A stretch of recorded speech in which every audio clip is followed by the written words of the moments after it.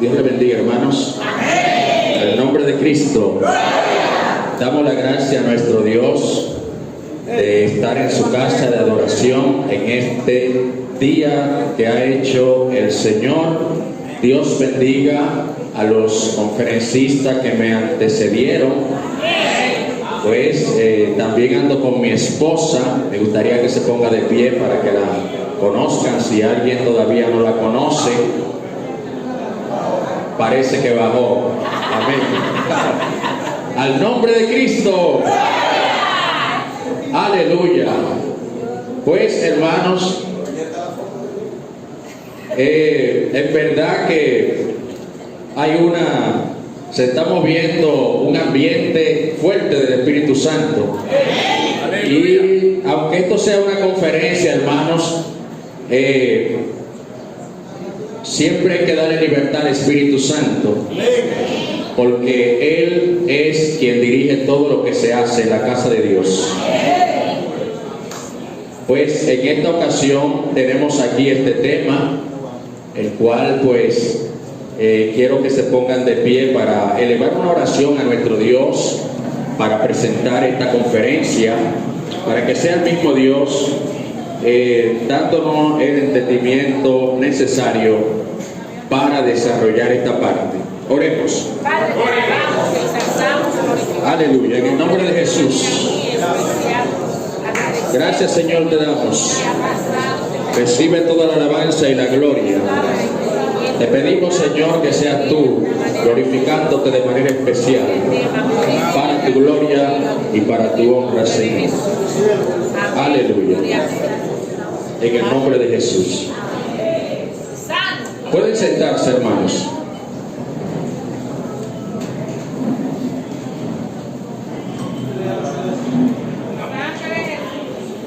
Concédame unos minutos, hermanos. Este es un tema bastante amplio. Quisimos hacer un resumen, pero como ustedes saben, un tema escatológico y contiene muchas cosas. De manera que vamos a entrar de inmediato a esta parte. Y tenemos aquí una cita bíblica, 1 Tesalonicenses capítulo 2, versículo 7 al 10. Leemos en el nombre del Padre, del Hijo y del Espíritu Santo. Porque ya está en acción el misterio de la iniquidad, solo que hay quien al presente lo detiene, hasta que él a su vez sea quitado del medio. Y entonces se manifestará aquel inicuo, a quien el Señor matará con el espíritu de su boca y destruirá con el resplandor de su venida. Inicuo, cuyo advenimiento es por obra de Satanás, con gran poder y señales y prodigios mentirosos, y con todo engaño de iniquidad. ¿Para quién? Para la iglesia, para los que se pierden, no para la iglesia. Por cuanto no recibieron el amor de la verdad para ser salvos. Tenemos la introducción. Dice que el anticristo encontrará al mundo en un momento de crisis en diferentes áreas. Primero, económica, política, religiosa y social. ¿Cuál es el panorama que se está viviendo hoy en día con la parte económica? Sabemos que hay una crisis mundial a nivel económico, hay una crisis política a nivel mundial. Muchos políticos han perdido la credibilidad por causa de la corrupción en los países, de manera que muchas personas ya no creen en los políticos. Es entonces una de las causas por la cual va a surgir el anticristo. También tenemos una crisis religiosa, o sea, vemos cómo está la religión hoy en día y vemos cómo el pueblo pentecostal también se ha desviado un poco, aceptando costumbres y cosas que no son propios del pueblo de Dios. Aparte de esto, también muchos pastores y líderes se han descuidado en su ministerio para ir en pos de la política. Eso es una crisis espiritual, una crisis religiosa que hace que también la iglesia de Cristo vaya menguando. Pero sabemos que siempre hay un pueblo que está pendiente, siempre hay un pueblo que Dios reserva para los últimos tiempos, y no importando cuál cosa pueda suceder, sino que siempre está pegado a la verdad. Hay una crisis social, cantidad de protestas, más que nunca se están dando en los diferentes gobiernos del mundo, porque todo esto caos se están produciendo para darle paso al anticristo. El mundo está siendo preparado a través de diversos acontecimientos a fin de conducirlos a la manifestación del hombre de pecado. Aquí tenemos algunas definiciones. Anticristo dice que significa en contra de Cristo, un lugar de Cristo, en lugar de Cristo, falso Cristo, etc. Marca se deriva del griego charagma, que significa impresión, sello, señal. Falso profeta es aquel que finge cualidades de profecía sin realmente poseerlos. Y por último tenemos la palabra septena, que vamos a hablar más adelante de ella. Conjunto de 7 unidades o 7 cosas. ¿Cuál es la descripción y actividades del anticristo? Según Apocalipsis capítulo 13, se habla, da una descripción exacta de lo que va a hacer el anticristo. Y se habla primero del dragón, que le dio su poder y su trono, grande autoridad. Sabemos que Satanás es quien va a estar dirigiendo al anticristo desde el principio hasta el final. Recibirá adoración de los moradores de la tierra, hablará grandes cosas y blasfemias después que se siente en el templo. Se le dará autoridad para actuar 42 meses. Es decir, lo mismo que decir tiempo y la mitad de un tiempo. Y también en Apocalipsis se habla de 1260 días, que equivalen a 3 años y medio. El tiempo de autoridad para el anticristo, para rebelarse en contra del pueblo de Israel, va a ser 3 años y medio. Y también dice que abrirá su boca en blasfemias en contra de Dios, de su nombre y también de su tabernáculo y de los que moran en el cielo. En esta parte vamos un poquito más rápido porque queremos enfocarnos en algunos puntos que están más adelante. Se le permitirá hacer guerra contra los santos y vencerlos. ¿Cuáles santos? Evidentemente que se está hablando de los santos del pueblo de Israel, porque es con Israel que se va a hacer el pacto y se va a romper a la mitad de la semana. No con la iglesia, sino con Israel. El imperio del anticristo, dice, se le dará autoridad sobre toda tribu, pueblo, lengua, nación, un gobierno mundial, un solo presidente, una sola cabeza gobernando al mundo entero. El imperio del anticristo mantendrá estricto control económico sobre el mundo. Todo lo que se mueva a nivel de economía va a estar en manos del anticristo. Todas las transacciones privadas y públicas requerirán que las partes tengan esta marca: presión, para rendirse a la adoración del anticristo. Seguimos con este punto. Ahora bien, se habla también de un falso profeta, que es una de las bestias que describe la Biblia en Apocalipsis 13. Se habla de la primera bestia y de la segunda bestia. El falso profeta, que es quien le va a dar la publicidad al anticristo, porque es una imitación total de lo que es el ministerio de Cristo. El ministerio de Cristo fue presentado por Juan el Bautista. Sin embargo, las actividades del anticristo van a ser promovida por el falso profeta, ejercerá toda la autoridad de la primera bestia en presencia de ella. Hará que la tierra y los moradores de la tierra adoren la primera bestia, o sea, el anticristo. Hará grandes señales, engañará a los moradores de la tierra, persuadirá a los moradores de la tierra para que fabriquen una imagen del anticristo y a la que luego le dará vida. Hará que a todo el mundo se le pusiese una marca identificadora o sufrirá las consecuencias. Nadie podrá comprar ni vender sino el que tuviese la marca en la mano derecha o en la frente. La comida, la ropa, los suministros médicos y otros productos indispensables de la vida serán imposibles de obtener para los que no tienen la marca. Ayudará a la primera bestia, que es el anticristo. Tendrá un gran poder de persuasión con sus palabras religiosas. Sabemos que el anticristo, juntamente con el falso profeta, procurarán crear una sola religión, unir todas las religiones a través del ecumenismo. Hoy en día se están dando indicios de estas unidades que el anticristo o el sistema del anticristo viene creando desde el principio. Sabemos también que nosotros como iglesia tenemos que cuidarnos de no estar participando en eventos ecuménicos, porque nosotros adoramos a un Dios vivo y de poder.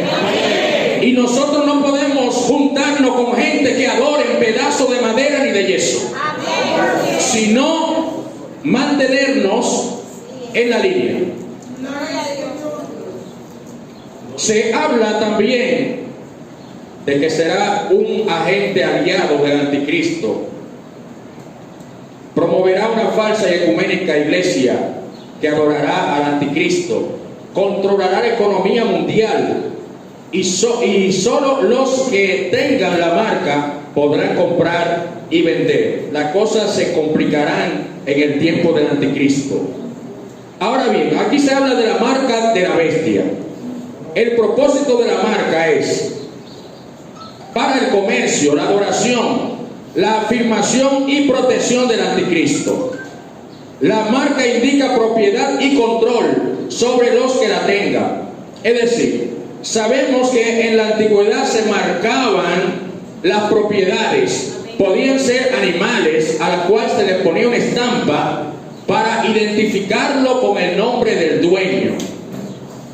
Evidentemente de que la marca del anticristo es un asunto físico, es un asunto visible, pero no se ha revelado todavía en este tiempo. Muchas personas han especulado diciendo que ciertas vacunas es la marca de la bestia, o que el microchip es la marca de la bestia. Todavía no se ha revelado este asunto. Nosotros debemos tener cuidado al interpretar las Sagradas Escrituras y no adelantarnos a los tiempos. La naturaleza de la marca. La palabra bíblica para marca tiene un significado similar al de las palabras tatuaje o estigma.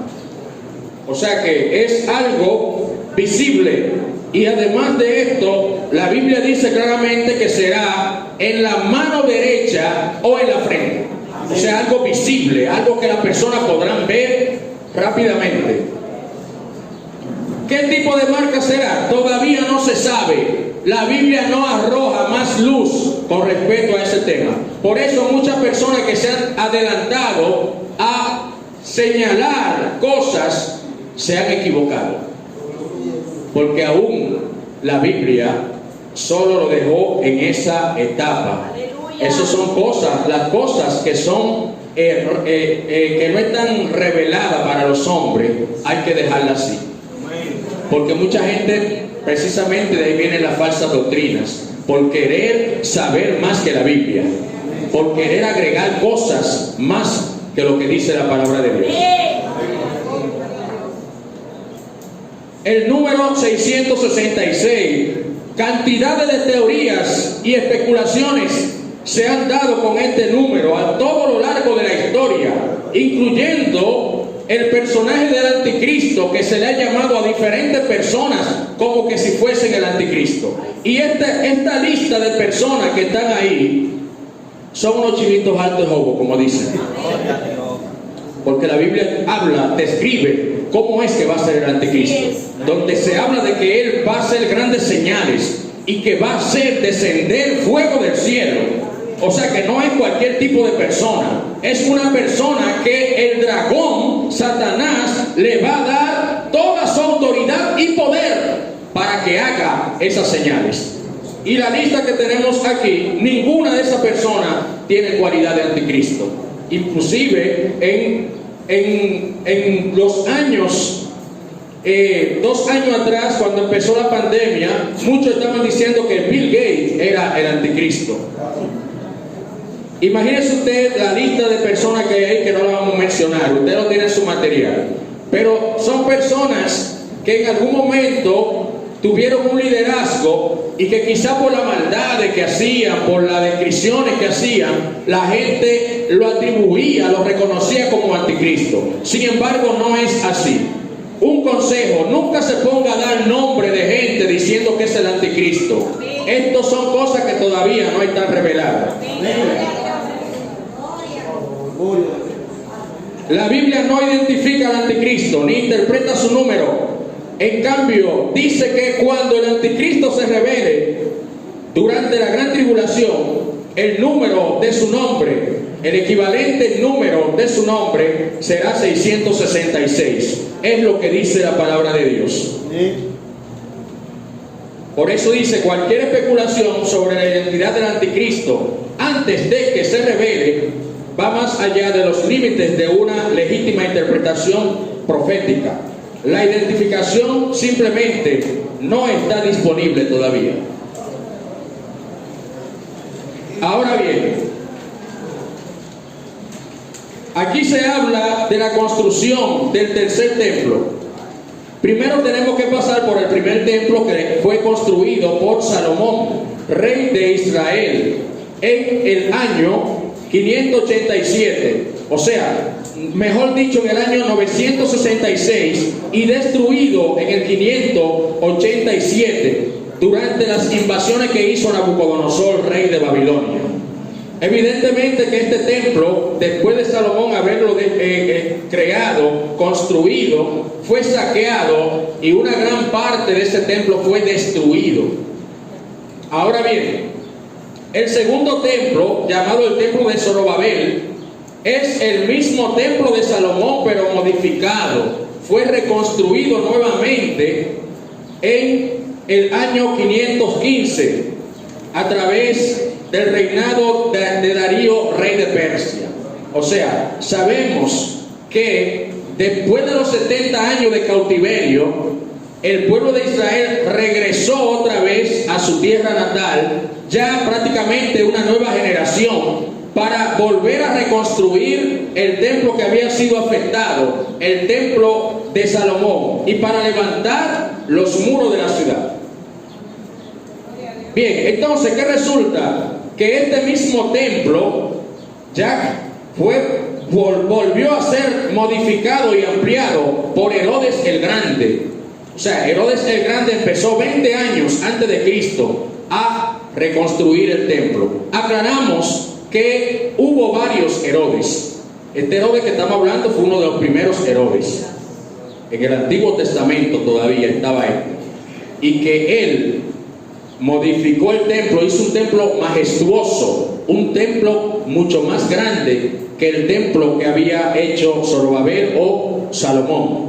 Y que en el lugar de este templo ahora, recuerden que en una ocasión Jesús en Mateo 24 salió a dar una vuelta con los discípulos y los discípulos le mostraron la ciudad y le mostraron los edificios, le mostraron el templo y Jesús le dijo: veis todo esto, de cierto os digo que no quedará piedra sobre piedra que no sea derribada. Evidentemente de que este templo fue destruido por el emperador Tito en el año 70, cumpliéndose la profecía de Jesús de que ese templo iba a ser destruido. O sea, estamos hablando aproximadamente de unos 30 y algo de años después que Cristo murió, entonces el templo fue destruido. Actualmente no se han vuelto a construir más templos después de esa destrucción del año 70. No ha sido construido o reconstruido el tercer templo donde tiene que sentarse el anticristo. El anticristo tiene que sentarse en el templo de Jerusalén, pero ahora mismo no hay templo. Lo que tenemos es la mezquita de El-Aqsa, la mezquita de El-Aqsa y también la cúpula de Roma. ¿Qué hay en esta mezquita? Sabemos que lamentablemente el pueblo de Israel, al ausentarse en el año 70 después de Cristo, por la persecución que hubo, la tierra de Israel, los judíos duraron todos esos años fuera de su tierra y fue tomada esa tierra por los palestinos, fue tomada por los musulmanes. Los musulmanes se adueñaron de esa tierra. Y cuando Israel regresa otra vez en 1948, cuando es reconocida como nación, encuentra este problema de que ya su tierra estaba habitada por los musulmanes. Y de ahí surgió en el año 1967, la guerra de los 6 días, donde Israel hizo guerra con Palestina y recuperó una gran parte de su terreno. Sin embargo, esta parte donde estaba el templo de Salomón no fue recuperado por los judíos. Y ese es el conflicto que hay actualmente. El templo de Israel, ellos lo quieren reconstruir nuevamente, pero no pueden porque están dentro de la mezquita los musulmanes. Y el pueblo de Israel, para ellos consolarse, lo que hacen es que hacen sus oraciones en el muro de las lamentaciones. El muro de las lamentaciones está en una parte baja, que era parte de las paredes del templo que fue destruido. En ese muro ellos oran a Dios. En ese muro ellos interceden. Pero lamentablemente no han podido construir el tercer templo.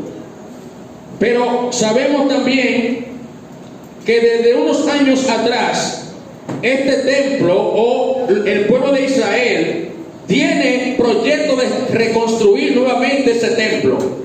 Y muchos de los utensilios que ellos van a usar en el futuro ya están hechos.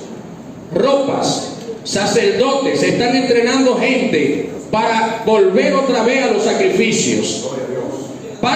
Una gran parte de los utensilios, el altar de bronce, el altar de los sacrificios, todo eso ya está preparado para la reconstrucción del tercer templo. Eso nos dice a nosotros que debemos estar alerta.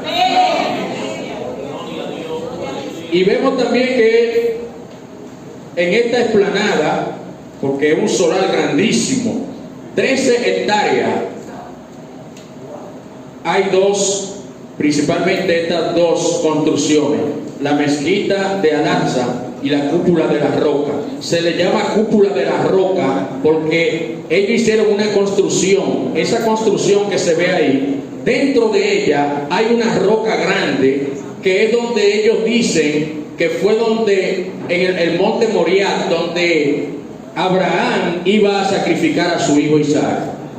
Y aparte de eso dicen que en ese mismo lugar supuestamente Dios se llevó a Mahoma. Entonces los musulmanes no van a entrar en negocio con los israelitas porque para construir el templo hay que desbaratar esas dos construcciones que están ahí. Y es muy difícil que ellos se pongan de acuerdo ahora.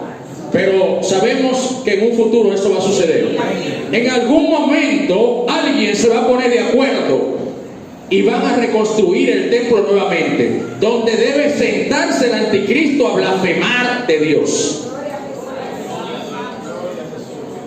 Ahora bien, dice que el anticristo y los primeros 4 sellos, empieza por el primer sello cuando se abre. La llegada del anticristo y su gobierno global, un caballo blanco que no tiene nada que ver con Jesucristo, porque dice que le fue entregado un arco pero sin flecha. Alguien que tiene un arco y no tiene flecha significa que no viene a pelear, que viene en son de paz, en un caballo blanco, para engañar a las personas. Entonces el anticristo va a venir de esa forma. Evidentemente que va a ser un gobierno de diplomacia durante los primeros años del anticristo. El caballo blanco indica victoria, paz, y dice también que va a venir con una corona, dominio más adelante, porque al principio todo va a ser color de rosa. Luego el anticristo entonces es presentado como el jinete de un caballo rojo, que simboliza violencia, sangre, tribulación, guerra, y que le fue dada una espada grande, que es símbolo de guerra. O sea, el que estaba en son de paz se rebeló y ahora está en son de guerra contra los judíos y contra el mundo. El tercer jinete, el anticristo, se le da una balanza, indicando escasez de alimentos por causa de las guerras que va a hacer. Las guerras traen escasez, las guerras traen miseria. Entonces este jinete viene en un caballo negro, representando a la muerte, el hambre que azotará la tierra como nunca antes en la historia del hombre. Y la balanza en la mano, escasez de alimentos.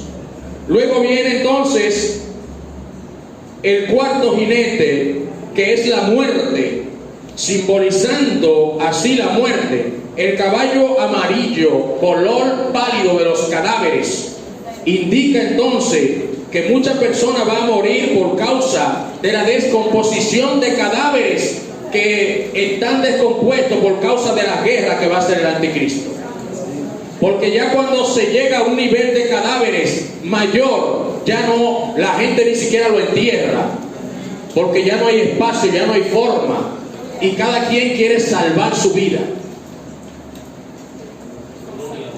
Ahora bien, llegando a este punto, evidentemente que tenemos que tocar esta parte de las 70 semanas. La Biblia habla acerca de este tema en Daniel capítulo 9, verso 24 en adelante, donde dice: 70 semanas están determinadas sobre tu pueblo y sobre tu santa ciudad. O sea, aquí entra entonces la palabra centena. 70 centenas están determinadas para tu pueblo. Aquí utilizamos la palabra docena para referirnos a 12 unidades. En Israel se usa la palabra centena para referirse a 7 unidades. Una centena son 7 unidades de cualquier cosa. Una centena de naranja, por ejemplo. Una centena de manzana. O sea, 7 manzanas. O sea, esto indica que cuando se habla de las 70 semanas, se está hablando de 70 centenas. 70 veces 7. Y aquí, en este lenguaje, evidentemente de que se está refiriendo a un periodo de años, 490 años, determinado para el pueblo de Israel. Y dice que las primeras 7 semanas fueron el tiempo en que se tardó para reconstruir nuevamente los muros de la ciudad en el tiempo de Zorobabel. ¿Cuál es el propósito de las 70 semanas? Primero, terminar la prevaricación. Prevaricación es la maldad, la iniquidad. Poner fin al pecado, expiar la iniquidad, traer la justicia perdurable, para sellar la visión y la profecía, para ungir al Santo de los Santos. ¿Quién es el Santo de los Santos? Jesucristo, el Hijo de Dios. Ahora bien, hubo varios decretos cuando empezó a cumplirse las primeras 7 semanas. Porque se habla primero de 7 semanas. Vamos a ver. El decreto de Ciro en el año 539. El decreto de Darío I en el 519. El decreto de Artajerjes en el 459. O sea, tenemos aquí varios decretos que fueron los que dieron la orden para que el pueblo de Israel reconstruyera nuevamente los muros de la ciudad y también reconstruyeran el templo. La primera unidad, 49 años, o sea, 7 septenas, 49 años, 70, o sea, 7 semanas, 7 septenas. Si yo digo 2 septenas, son 14, ¿verdad? Pero aquí se está hablando de 7 septenas.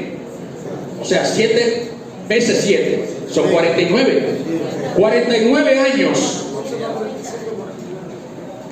Entonces, el total de todo, por supuesto, son 490 años. Las primeras 7 semanas dan un número de 79 años, que fue cuando ellos reconstruyeron el templo. Y luego viene un segundo periodo que habla. El segundo periodo, 62 semanas, dice: se volverá a edificar la plaza y el muro en tiempos angustiosos. Una parte que también se ha cumplido al pie de la letra durante la reconstrucción del templo, cuando se levantó Sanballat y Tobía para tratar de impedir que la obra avanzara, que fueran reconstruidos. O sea, si estamos hablando de que 7 semanas, por un lado, que fueron la primera, y luego le agregaron 62 semanas más, o sea, 434 años, hace un total de 483 años. El total, hasta ahora, hasta donde hemos visto, han sucedido 483 años. Vemos entonces que todas estas semanas se fueron cumpliendo una atrás de la otra, sin espacio. Luego dice, se habla acerca de la venida del Mesías. Las 62 semanas terminarán cuando el Mesías príncipe entra a la ciudad, a la santa ciudad, es decir, cuando Jesús entró sobre un pollino de asna en la ciudad de Jerusalén. Sumando los años nos da 483 años, es decir, 69 semanas han pasado. 69 semanas han sucedido. Falta la semana número 70. Pero ¿qué pasa? Que en la semana número 70 Dios hizo una pausa en el reloj profético de Israel. Aleluya. Y le dio espacio a la gracia. Y esa pausa ya tiene cerca de 2000 años de predicación del Evangelio de Cristo. Le dio paso a los gentiles para que se salvasen también. Dios puso una pausa. Ahora no voy a tratar con el pueblo de Israel, sino con la iglesia de Cristo. Hay poder en Cristo. Entonces dice claramente que al destruir este templo, o sea, en el año 70, ya está la pausa cuando se cumplió las 69 semanas. Dice que se le quitará la vida al Mesías, se le quitará la vida al Mesías. Y luego, y el pueblo de un príncipe que ha de venir destruirá la ciudad y el santuario. ¿Cuál príncipe? El emperador Tito destruyó a Jerusalén. Y para que se cumpliese lo que dijo Jesús, el templo que estaba enchapado en oro, el templo que hizo Herodes, le pegaron fuego los romanos, ese ejército, y el oro que tenía en el interior del templo se derritió, y los soldados empezaron a buscar oro dentro del templo, y no quedó piedra una encima de la otra, para que se cumpliese lo que Jesús dijo.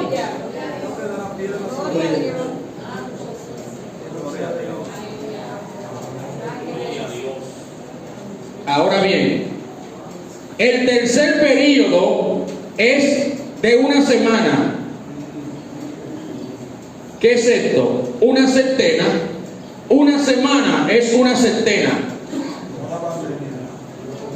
7 años. Faltan 7 años. Han pasado 483 años donde todas las profecías de las 70 semanas se cumplieron una atrás de la otra. Pero las 70 no han pasado todavía, porque aún Dios tiene el reloj profético en pausa. Aleluya. Y dice que han pasado cerca de 2000 años a partir de la muerte de Cristo, que se asegura que fue en el año 33 de nuestra era. El último 7 de Daniel es lo que generalmente llamamos el período de la gran tribulación, y empezará con el arrebatamiento de la iglesia. En otras palabras, antes que Dios le dé pausa a ese reloj otra vez y empiece a correr el reloj profético de Israel, la iglesia se va a aparecer. Amén. De eso no hay duda. Oh, gloria. Óigalo bien. ¿Cuál es el panorama en esa pausa que se ha hecho? En esta pausa que ha hecho Dios con la humanidad, con el pueblo de Israel. Obsérvese que en Israel actualmente, desde esa época, en Israel no se ha levantado profeta. En Israel todo está mudo. En Israel Dios no está hablando, porque el enfoque de Dios en esta actualidad, desde el tiempo en que Cristo murió, Dios se enfocó en la iglesia, que son los que estaban lejos. Óigalo bien, la parábola de la boda del hijo del rey que se iba a casar. Cuando mandó a buscar los invitados, todo el mundo puso una excusa, usted lo conoce. Entonces el rey se airó y dijo: vayan por los montes, vayan por los barrios, vayan por las ciudades y recojan a los cojos, recojan a los mansos, a los mancos, a todo aquel que quiera venir a la boda. Y dentro de esos mancos y cojos estamos nosotros. Aleluya. Ahorita se dijo: a los suyos vino, los suyos no les recibieron, pero nosotros les recibimos. ¿Cuál es el panorama que se está viviendo en la actualidad? Está más que claro. El evangélico que se pierde en este tiempo es porque quiere. Oiga bien, usted sabe, hermano, que en este tiempo, actualmente, el 24, o sea, el viernes, se cumplió un año de la guerra de Ucrania junto con Rusia. Y oiga, la cantidad de muertos se estima a más de 300,000 muertos. Y que hay otro detalle: la gente piensa que nada más es Turquía y Ucrania que están peleando. Hay un gran grupo de países por detrás que están peleando. Y 2 semanas antes, Israel anunció públicamente de que se iba a meter en el pleito también. Israel se metió en el pleito y está apoyando a Ucrania. Gloria a Dios. Obsérvese la cantidad de dinero que ha dado Estados Unidos para esta guerra. 68.500 millones de dólares. Él anunció recientemente que iba a seguir dando un monto de 500 millones de dólares. Estados Unidos, señores, va a quedar en quiebra. Óigalo bien. Esto va a traer una crisis muy fuerte a nivel mundial. El anuncio de la sequía del río Éufrates es otra señal de que la iglesia tiene que apretarse los pantalones.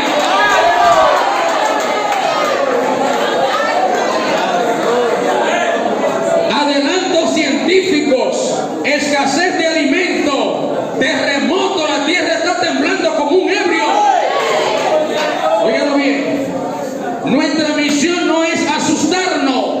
Nuestra misión es confiar más en Dios, consagrarnos más a Él, para cuando suene la trompeta, volar para siempre. Aleluya.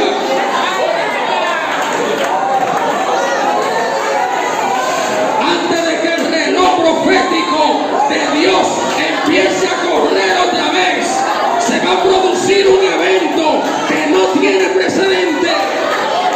Lo dice primero de Tesalonicenses capítulo 4.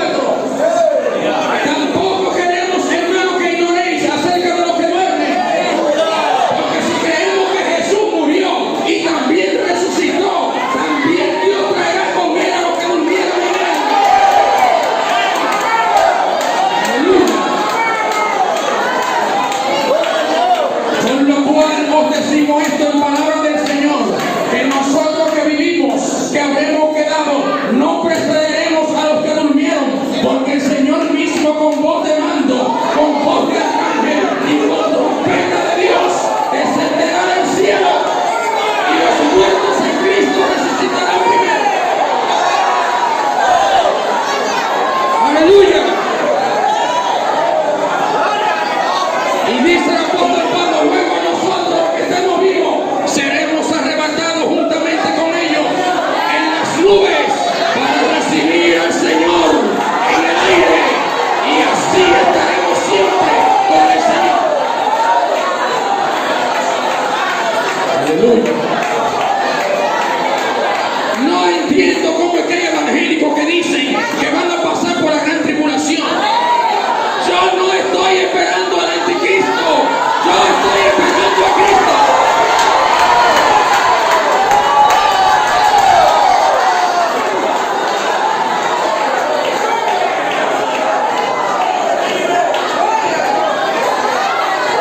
Aleluya. El mismo apóstol Pablo en 1 Corintios capítulo 15 verso 51 en adelante vuelve a repetir y a dar énfasis en lo mismo. He aquí os digo un misterio, no todos dormiremos, pero todos seremos transformados. Todos seremos transformados en un abrir y cerrar de ojos a la final trompeta. Aleluya. ¿Cuál es la final trompeta? ¿Cuánta gente se han confundido con esto? Diciendo que la final trompeta es la séptima trompeta. ¿Dónde la séptima trompeta habla de arrebatamiento? En ningún sitio. Porque Pablo está hablando de otra trompeta.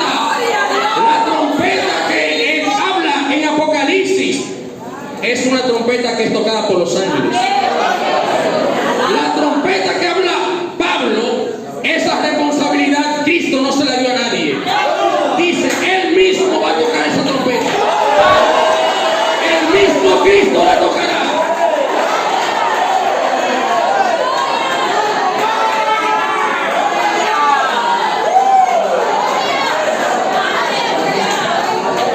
Por eso dice, he aquí os digo un misterio, no todos dormiremos, pero sí todos seremos transformados en un momento, en un abrir y cerrar de ojos, porque se tocará la trompeta y los muertos serán resucitados. Pero si Sigue diciendo el apóstol Pablo, porque es necesario que esto corruptible se vista de incorrupción y esto mortal se vista de inmortalidad. Entonces, cuando esto corruptible se haya vestido de incorrupción y esto mortal se haya vestido de inmortalidad, se cumplirá la palabra que está escrita: sorbida es la muerte en victoria, destruida es la muerte en victoria. Aleluya. Y Pablo se burla de la muerte y le dice: ¿dónde está, oh muerte, tu aguijón? ¿Dónde está, oh sepulcro, de victoria?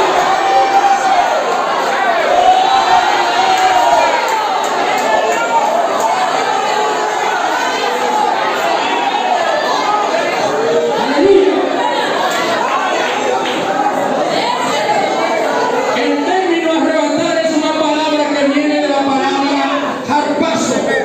No se está hablando de una venida, es de un arrebatamiento. Pablo dijo: nosotros seremos harpazo, seremos arrebatados, seremos quitados del medio.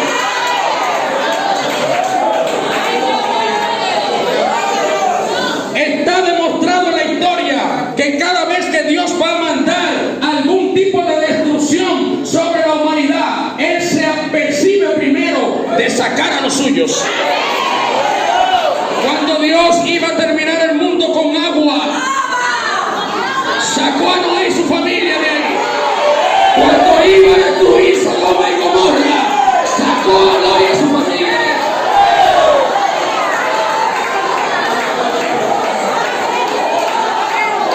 Aleluya. El mismo Dios nos dio promesa. El mismo Cristo, hablando con los discípulos, le dijo: no temáis manada pequeña, porque a vuestro Padre os ha placido daros el reino de los cielos.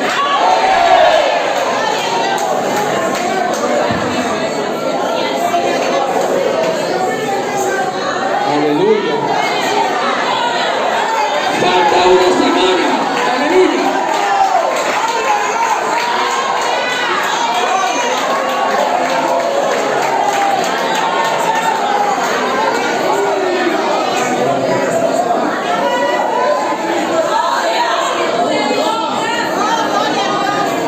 Muchas personas han querido ridiculizar. En este tiempo se han levantado falsantes, herejes, diciendo que no habrá arrebatamiento de la iglesia. No permita que nadie lo saque de ahí, hermano. El enemigo de la justicia está buscando esa estrategia para que la iglesia se descuide con el Señor. No sabemos en qué momento se va a armar un corre-corre en el mundo. No sabemos en qué momento va a sonar la trompeta de Dios.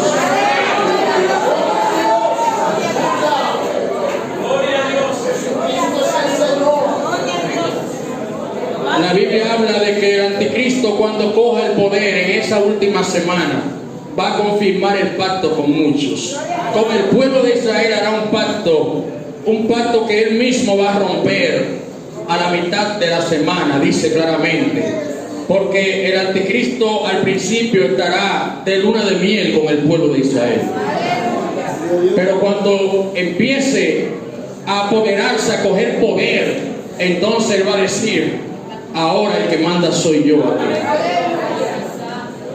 Y todos los que se queden junto con el pueblo de Israel estarán padeciendo de esa persecución que va a levantar el anticristo. Y la Biblia habla acerca de la abominación desoladora. 3 cumplimientos tiene esta profecía. Porque primero Daniel es quien menciona esta abominación desoladora. Y más adelante Cristo dice en Mateo 24:15: mas vosotros, cuando veáis la abominación desoladora de que habló el profeta Daniel, el que lea entienda. El primer cumplimiento en el año 169 a.C., cuando Antíoco Epífanes sacrificó una cerda en el altar del templo de Dios. Eso es un sacrilegio, una profanación. Pero luego tuvo un segundo cumplimiento cuando Tito destruyó el templo. Eso fue una profanación lo que hicieron con ese templo. Gloria a Dios. Y la tercera parte se va a cumplir cuando el anticristo esté sentado en el templo que se va a construir y va a empezar a abrir su boca en blasfemias delante de Dios. Por eso el apóstol Pablo en lo que dijo: mas vosotros sabéis lo que al presente lo detiene. Hasta que él, con un acento en la E, porque es de una persona que están hablando, de la persona del Espíritu Santo, cuando él sea quitado del medio, se manifestará aquel inicuo. Gloria a Dios. Oígalo bien. El anticristo es un poder. Satanás es un poder. Pero esos poderes no pueden manifestarse mientras haya una iglesia llena del Espíritu Santo de Dios. ¿O ustedes no saben que cuando llega un evangélico desacatado, como dicen, a un sitio y hay un brujo haciendo algo, esos espíritus no bajan? El demonio tiene que respetar a la iglesia.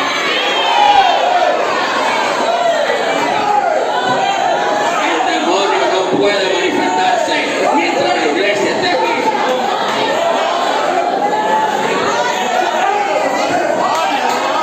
¡Aleluya!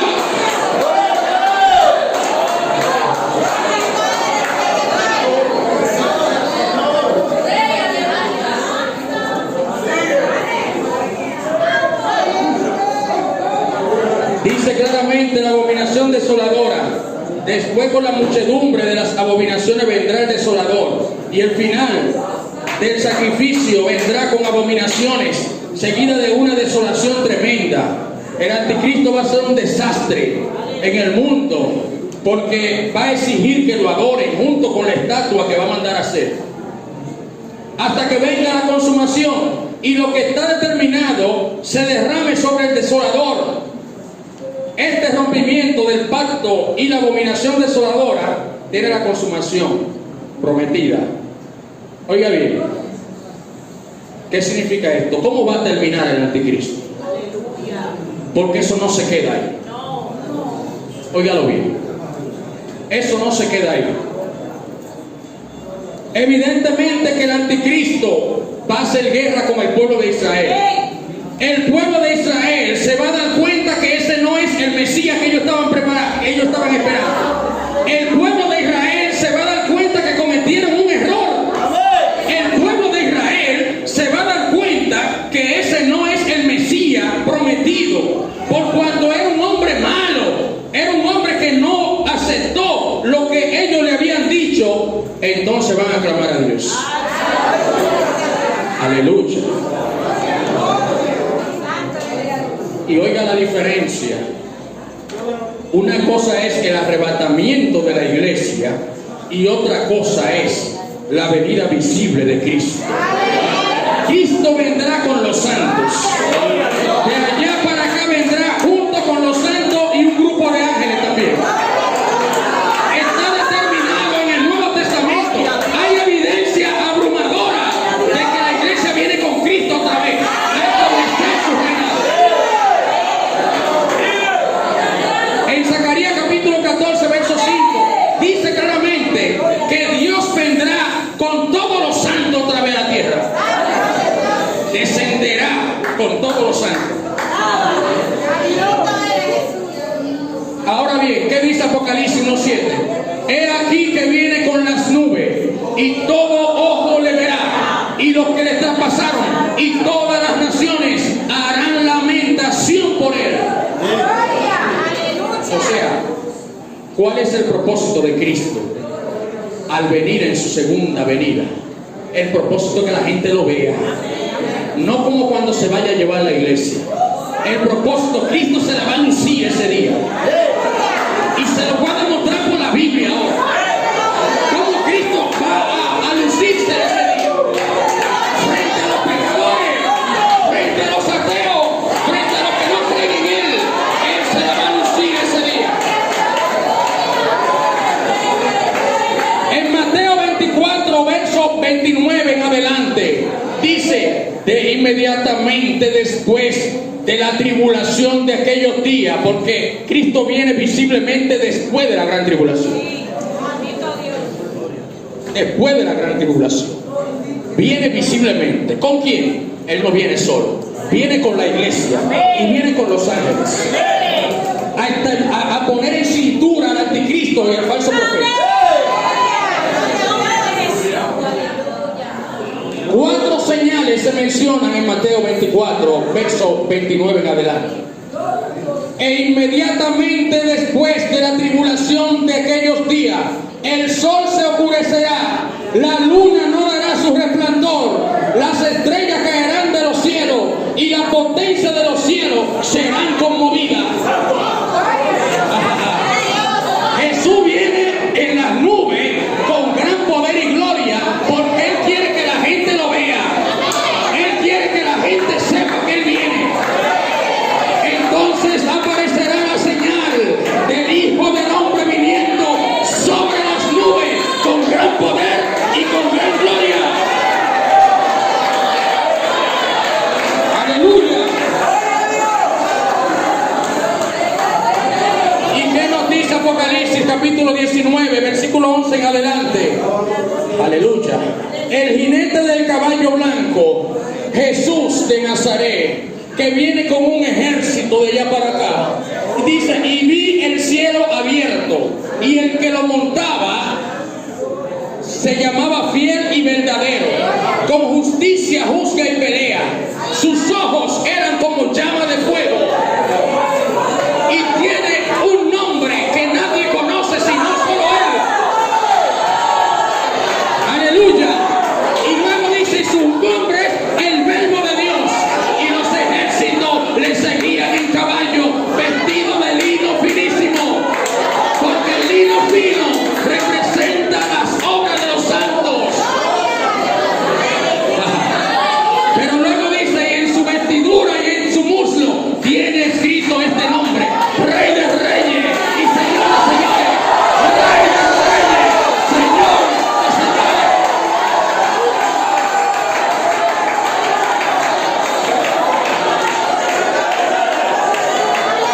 Aleluya. Pero dice que venía con su ropa teñida en sangre. Teñida en sangre. No viene a dar besito, viene a guerrear. Por eso dice claramente en Apocalipsis capítulo 17, verso 14: pelearán contra el Cordero y el Cordero lo vencerá, porque Él es Rey de Reyes y Señor de Señores. Aleluya.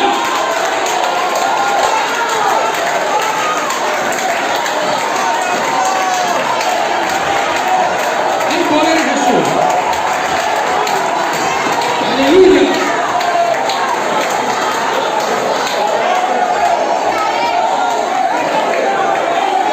Hay una palabra que aparece para referirse a la segunda venida de Cristo. La palabra venida viene del griego parusía o parusia, que significa una venida o una manifestación aparatosa, una manifestación pomposa, una manifestación grande, terrible. Entonces eso es lo que va a hacer Cristo. Cristo no va a venir en un pollino como vino en aquel entonces. Ahora viene como Rey de Reyes y Señor de Señores.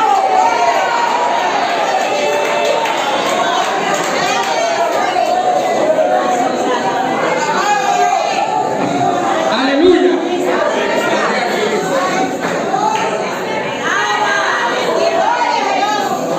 Conclusión: el pueblo de Dios debe estar alerta, aguardando la esperanza bienaventurada para todos los santos en Cristo Jesús. Es decir, el arrebatamiento inminente de la iglesia. Eso no lo para nadie. Ningún demonio para eso. Jesús, en el momento en que iba a ascender al cielo, reunió a sus discípulos en Hechos capítulo 1, verso 6 en adelante, y le dijo a los discípulos que ya Él se iba. Y dice que vinieron 2 varones con vestiduras blancas, los cuales también le dijeron: varones galileos que están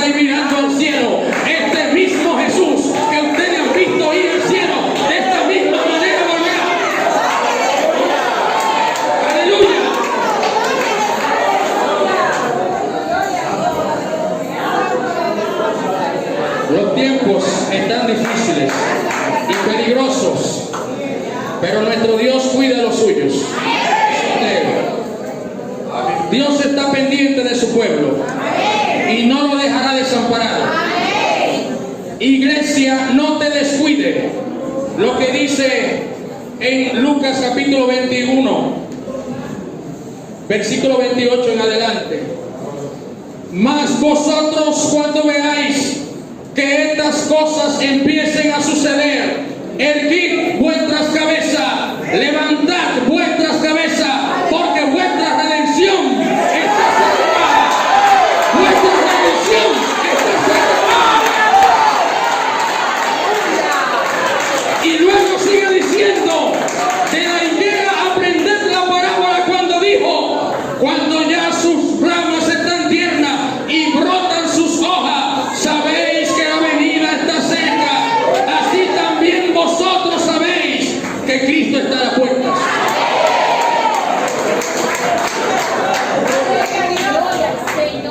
No es tiempo de que la iglesia esté descuidada. No es tiempo de que la iglesia esté jugando. Es tiempo de estar alerta y preparado. No importa lo que pueda venir sobre este planeta Tierra. Si tú estás agarrado de Dios, nadie podrá separarte del amor de Cristo. Tribulación, angustia, persecución. ¿Quién me podrá separar del amor de Dios? No te descuide, iglesia. Asiste a todo culto que tenga que asistir. No te quedes en tu casa. No te descuide. En cualquier momento va a sonar la trompeta y Dios se llevará a un grupo de gente lavado por la sangre de Cristo para sacarlo de este mundo, a fin de que el anticristo se manifieste. Dios le bendiga.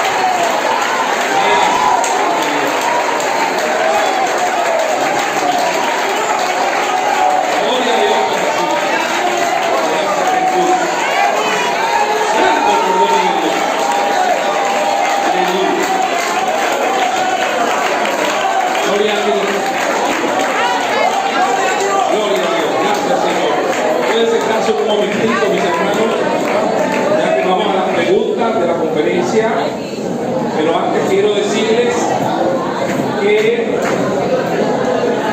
está el pastor Héctor Arreo Asensio.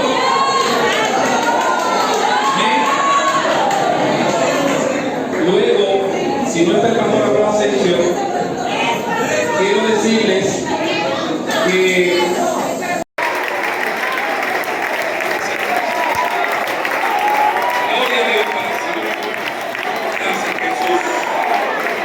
Santo